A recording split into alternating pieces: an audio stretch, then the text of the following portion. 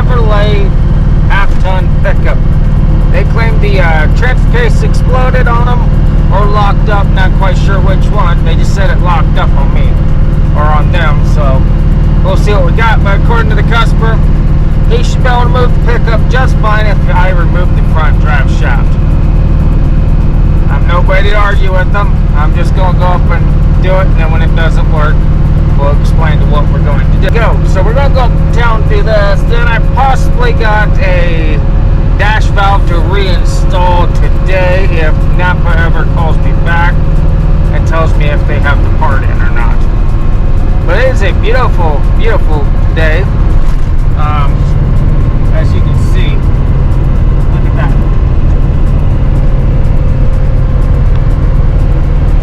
A little bit of cloud cover over towards the west a little bit, but not bad. I think this is going to be a really nice 4th of July. Don't got a whole lot of wind going. Maybe this afternoon I'll get the drone up and take some footage of some areas. I've been kind of curious to see what's going on over there. So there we go. Well, I'm pulling into construction areas, so I'm going to get off here and I'll talk to you guys later. Well, here we go. They can see they drug it from there to there. They claim that the front end is locked up, or the four-wheel drive is locked up. Transfer case is locked up on it. So, as soon as the customer arrives, we'll go ahead and start pulling the drive shafts out of it and see what we can do. Well, at least they got a good shady spot to sit and wait for the customer.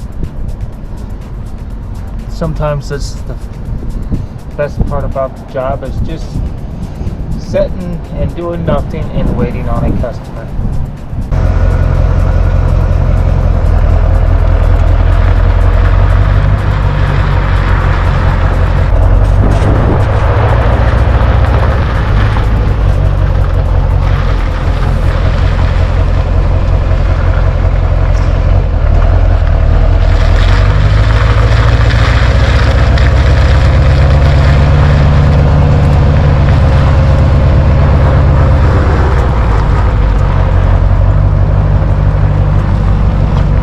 What we got's a lot of tension on the emergency brake cable. A ton of tension on the emergency brake cable. So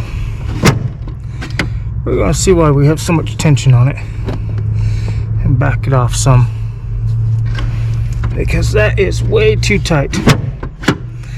It's causing the cables to wind up. Don't know why it's so tight, but it's extremely tight. So we're going to back the cable off on the emergency brake, release the braking a little bit, see what that does.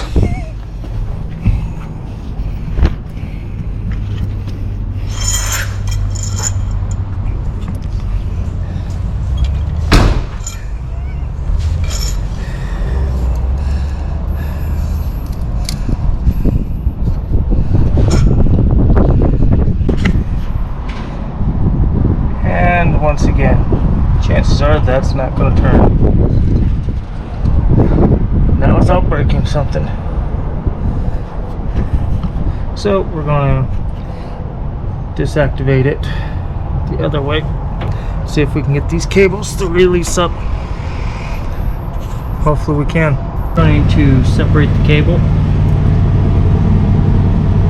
We're going to cut this, because this little connection here is replaceable.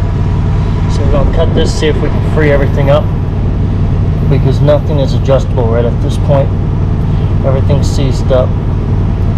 But once we cut that, we can see if we can free up the rear ends, because they are definitely locked. Now we got the brakes, the release on this wheel. That's telling me that the brakes wadded up on the other side.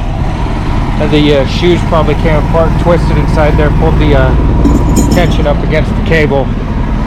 This one's still locked up. So we're going to try to release this brake here and pull it apart. Well, we ended up finding out what happened. We pressed the emergency brake cable. It was rusted up internally, and it seized up. I was able to hammer and get the drum off on that side, passenger side to get it freed up. Back the brake down a little bit, cut the cable loose, and now everything turns the way it should. The truck is getting old. I do notice it probably needs a center pin, if not a center pin clip. Differential's got some in and out play. It probably wouldn't be a bad idea in the future to replace the differential or rebuild it.